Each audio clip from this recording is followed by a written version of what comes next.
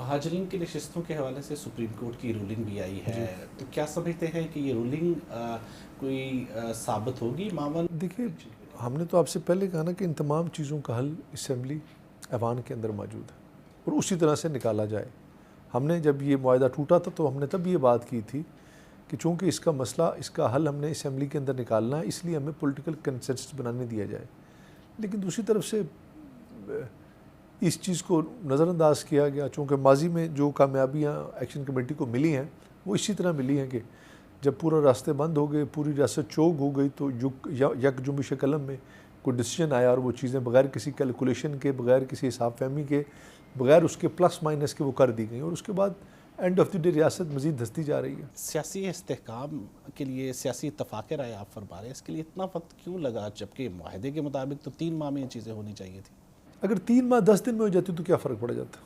देखिए ना, अगर 37 पॉइंट हो चुके हैं, 10 दिन और लग जाते तो 3 महीने 10 दिन से भी कोई क़यामत नहीं आ गई थी। ईरान और अमेरिका की जंग रुक सकती है तो 8 दिन देने से मेरे ख़्याल में कोई फ़र्क नहीं पड़ता। हाँ, ये ज़रूर है कि हमारे, मैं अक्सर ही कहता हूँ कि कई दफ़ा जमातों के सियासी मफादात और बहुत सारे लोगों के अपने मफादात आड़े आ जाते हैं। इसमें थोड़ी सी सीट्स के हवाले से नून लीग का अपना मौक़िफ़ हमेशा से रहा है।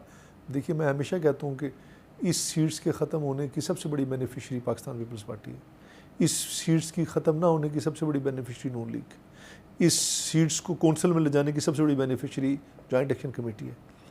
हमने सब लोगों के बेनिफिट्स को एक तरफ रखना है और हक़ाइक़ को लेकर आगे आना है। तो मेरे ख़्याल में कहीं ना कहीं सबके बेनिफिट्स आए, लेकिन पीपल्स पार्टी ने, मैं आपको बताऊँ, अपना बेनिफिट कुर्बान किया। तो आप इस तासर को तक़वियत दे रहे हैं कि ये जो महाजरीन की नशिस्तें हैं ये कश्मीर में हुकूमत बनाने और गिराने में के लिए इस्तेमाल होती हैं। बिल्कुल होती। तो फिर इस लिहाज से तो उनका मुतालबा ठीक हुआ, फिर आप एक तरफ उनको कह रहे हैं इंतशार ना फैलाएं। लेकिन उनका मुतालबा तो देखिए ना, क्या ये मुतालबा पूरे होने से इंतशार ख़त्म हो जाएगा? क्या वो ख़ुद ये बात नहीं कहते कि सीटें ख़त्म भी हो जाएं तो अब हम फिर भी आएंगे? देखिए, हम ये कहते हैं कि एक्शन कमेटी का मुतालबा ये था या ये नहीं था, हर उस मामले को जो आवाम से जुड़ा है उसको हल कर दें।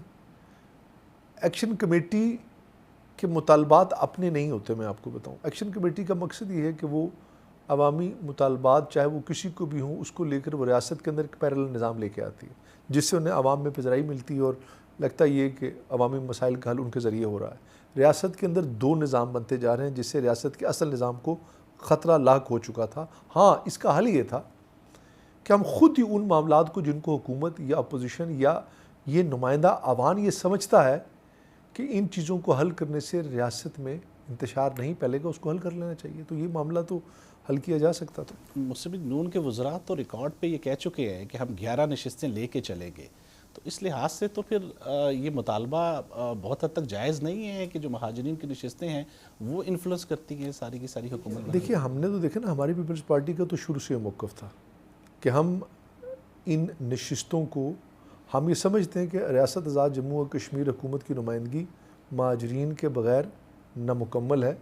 हमें इसके प्रोसीजर पर इख्तलाफ हो सकता है, हमें ये इख्तलाफ है कि इसका तरीक़ेकार, चूँकि सूबाई हुकूमतों के ये ज़ेर निगरानी इंतखाब होते हैं, इसमें आज़ाद कश्मीर का इलेक्शन कमीशन का उस तरह से रोल नहीं हो सकता, तो इस पर सवालात उठते हैं, इसके प्रोसीजर को तब्दील कर दिया जाए।